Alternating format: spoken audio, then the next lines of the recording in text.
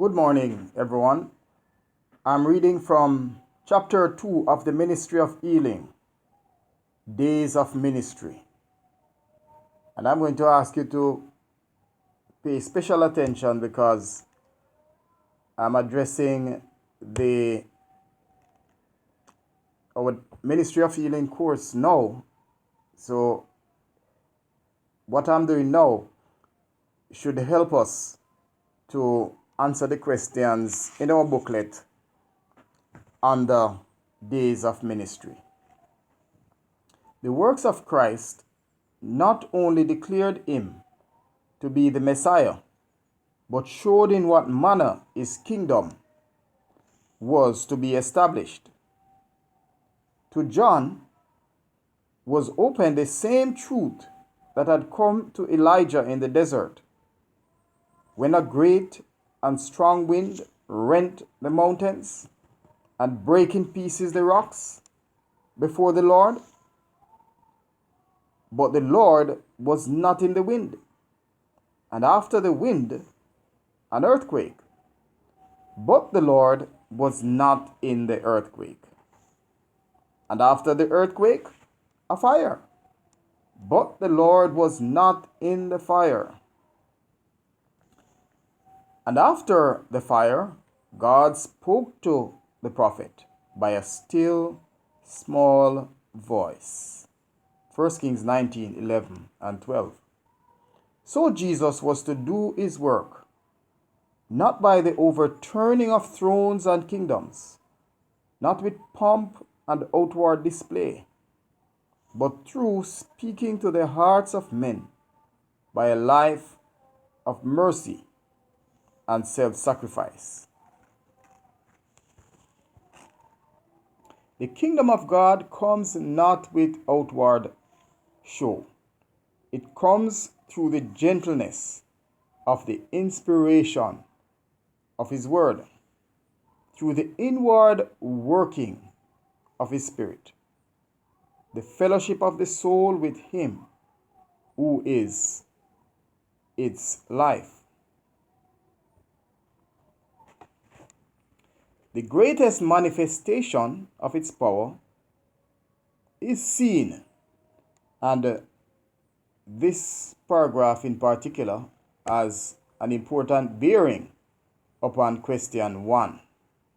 All right, so question 1 from our booklet: the greatest manifestation of its power of God's kingdom is seen in blank, brought to the perfection of the character of blank. So listen carefully to what I'm going to read now.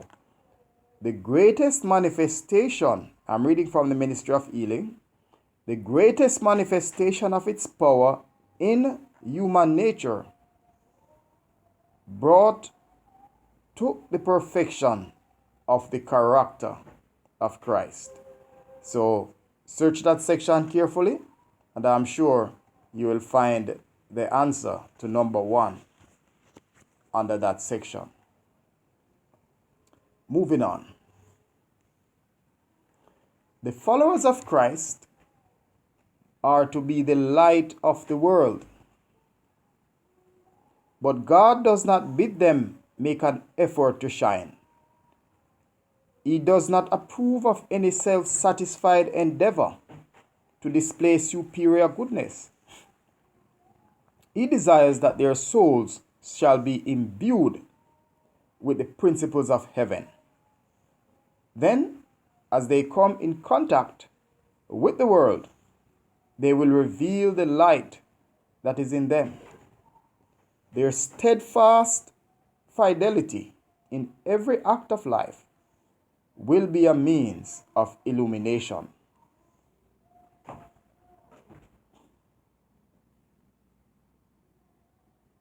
Wealth or high position, costly equipment, architecture, or furnishings are not essential to the advancement of the work of God.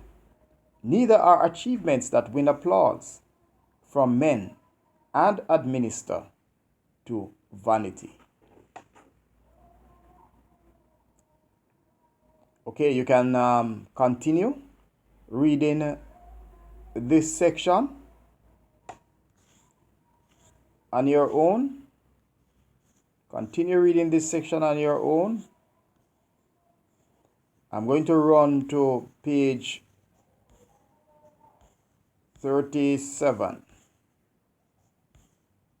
Okay, right here. When God gave his Son to our world, he endowed human beings with imperishable riches. Riches compared with which the treasured wealth of men since the world began is nothingness. Wonderful words. Christ came to the earth and stood before the children of men with the hoarded love of eternity. Praise God. And this is the treasure that through our connection with him, we are to receive, to reveal, and to impart. Human effort will be efficient in the work of God just according to the consecrated devotion of the worker. By revealing the power of the grace of Christ to transform the life,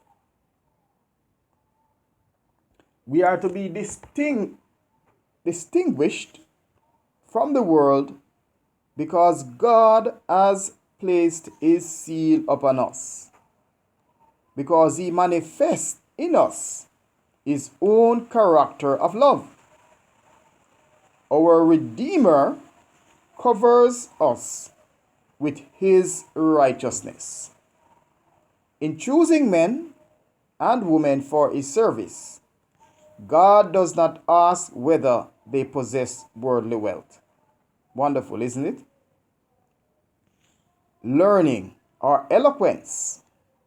He asks, do they walk in such humility that I can teach them my way? Can I put my words into their lips? Will they represent me? God can use every person just in proportion as he can put his spirit in the soul temple. The work that he will accept is the work that reflects his image.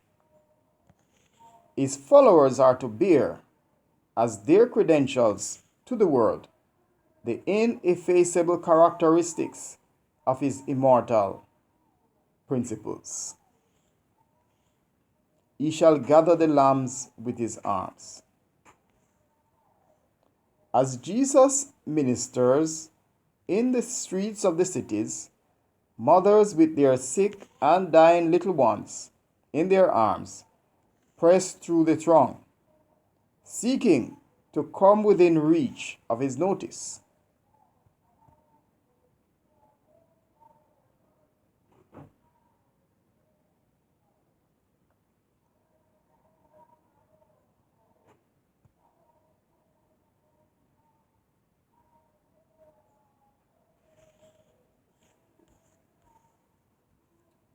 All right, let me go back up.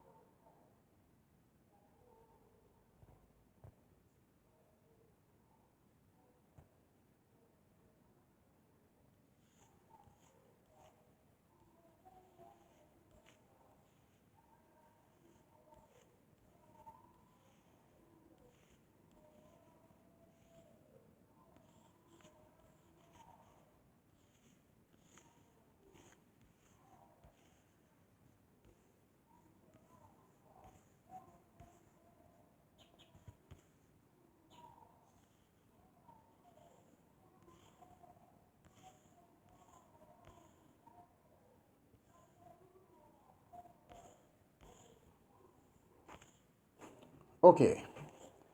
All right. I was searching for the answer to question 2.